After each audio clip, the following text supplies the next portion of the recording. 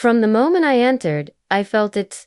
The oppressive atmosphere, thick as gravy and heavy like stale cigarette smoke. The forced cheer and strained smiles felt artificial. It was a place where your instincts screamed at you to run, but I didn't. I had to go to my parents' Christmas dinner after years of their distant manipulation. I went to confirm what I already suspected. There was a steep price for this family meal, and I was the one who had to pay it.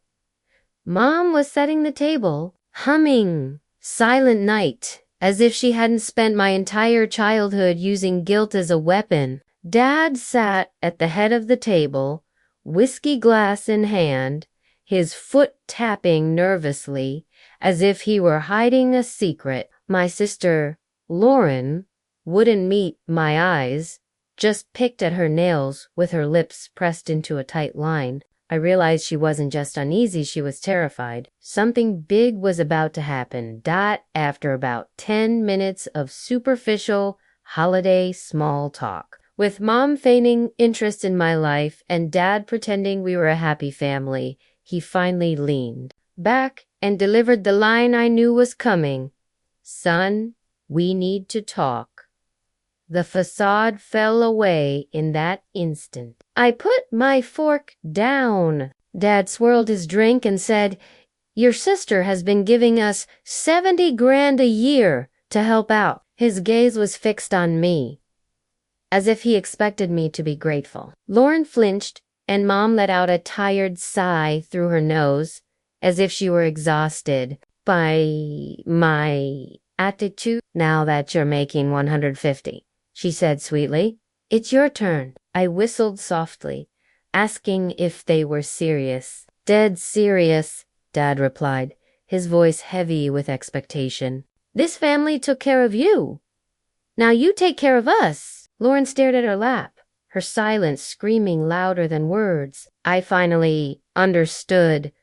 They hadn't just used her. They had trapped her in a cycle of guilt and obligation. And now they were coming for me. Taking a slow breath, I sought clarification. "So, you've been forcing Lauren to give you $70,000 a year, and now you want me to double it." Mom immediately objected, but Dad slammed his glass down, declaring, "It's not about money, boy. It's about responsibility. You owe us." My gut twisted, but not from fear or guilt. It was pure rage. This wasn't about need or survival. It was pure greed, and I was determined to expose it. I leaned back, allowing their words to hang in the air, a foul stench. Mom nervously adjusted her pearl necklace, a habit she had when losing control of a conversation. Dad's knee bounced under the table, the whiskey in his glass trembling. Lauren still wouldn't look at me. I broke the silence with a sharp exhale. "All right, let's talk numbers." Dad smirked, thinking I'd given in. "That's the spirit," he said. I took out my phone, tapped the screen, and slid it onto the table. "Since you're so big on responsibility, let's look at yours." The TV screen flickered on, showing a digital record of their poor choices, countless transactions, thousands spent at Caesar's Palace and MGM Grand, and huge wire transfers to online gambling sites. The most shocking part was that it wasn't just their money. Lauren's paychecks had been funding their addiction for years. Dad's face went white. Mom gasped, clutching her chest as if she had been personally attacked. What is this?" she stammered. I gave them a cold smile. "Your definition of helping the family." Lauren gasped, her hands clenching into fists as she saw the full extent of the damage for the first time. Dad quickly recovered, shouting, This is an invasion of privacy. Mom's voice became shrill and desperate. This isn't what it looks like. I tilted my head. Because it looks like you've been draining your own daughter's money to fund your gambling addiction. Dad's hand twitched toward his glass. Watch your mouth, he barked. Or what? I challenged. You'll pretend this is normal. You'll preach about family duty while you blow through Lauren's savings. Mom let out a shaky breath, saying, You don't understand, sweetheart. We were in trouble. We had no choice. I laughed. No choice. That's funny, because I see plenty of choices right here. I scrolled down the list, my voice laced with sarcasm. Private suites, VIP tables, bottle service. Oh, look, a $10,000 bet on blackjack. Hope that one paid off. Dad's poker face collapsed. Lauren finally spoke, her voice hoarse. You said it was for the house, the mortgage. Dad, you promised. Dad turned to her, his mask slipping for a second. Pumpkin, don't, single, quotes, T, ... Lauren shot up from her chair. Don't call me that, she yelled. The room fell silent. I looked at my sister, seeing the exhaustion in her eyes and the weight of years of silent sacrifice in her tense shoulders. I made a decision right then and there. I wasn't just getting myself out of this. I was getting her out to... I calmly picked up my phone and tapped the screen. The next thing I said was to calm, since you two love Vegas so much, ... I turned the screen toward them. Merry Christmas. I just booked you one-way tickets. Dad's face twisted with fury. You arrogant little ... Double quotes, he began. But I cut him off. Save it. You can go. You can gamble. You can live your best lives, I said.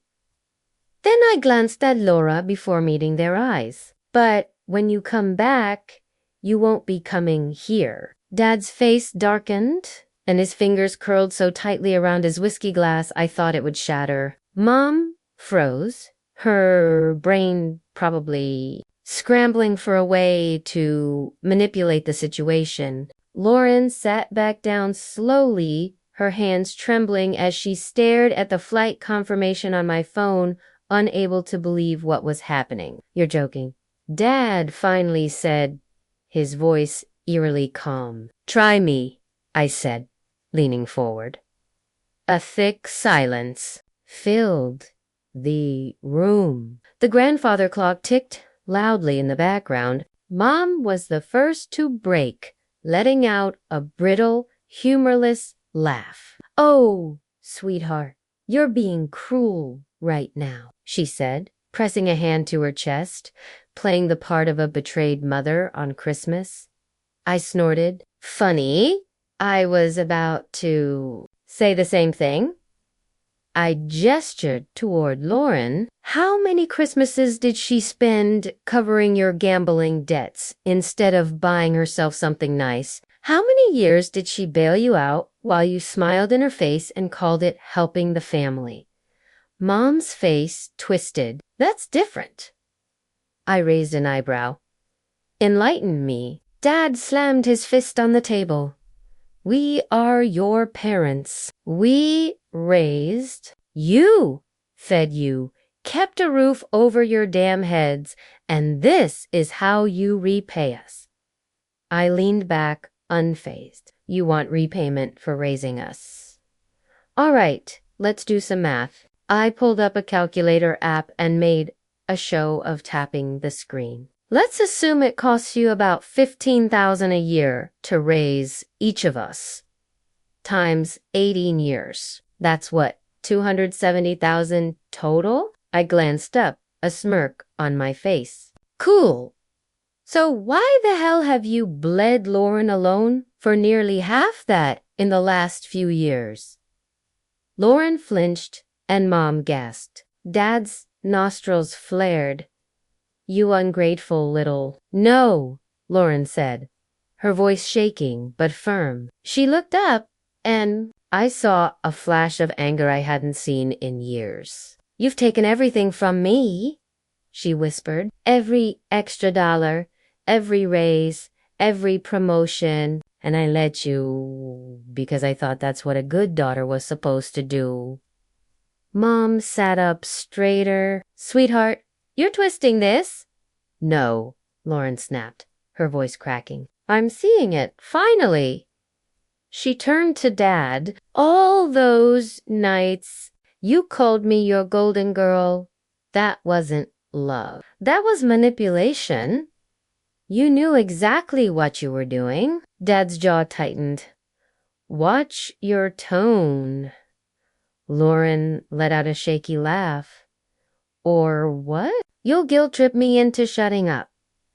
She shook her head. Not this time. Mom started to reach for her, but I stood up and walked to the entryway. From my pocket, I took out a key to the last one they had, the one to my house. I slowly, deliberately placed it on the table in front of them. Dad stared at it as if it were a weapon. You've got till midnight, I said, my voice cold. After that, the locks get changed?